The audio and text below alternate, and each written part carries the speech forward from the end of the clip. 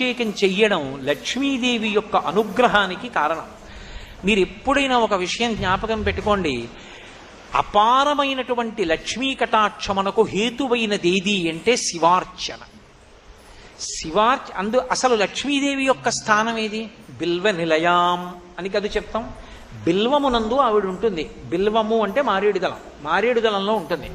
మారేడు దళంలో ఆవిడ ఉంది. ఆవిడ మారేడు దళంలోంచి మన ఇంట్లోకి రావాలంటే ఏమవ్వాలి?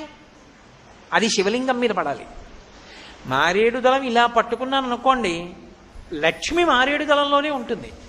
మారేడు దళం శివలింగం మీద పడింది అనుకోండి, ఈనెలు శివలింగానికి జరిగితే లక్ష్మీ కటాక్షం, బోర్లా పడితే సరస్వతీ కటాక్షం.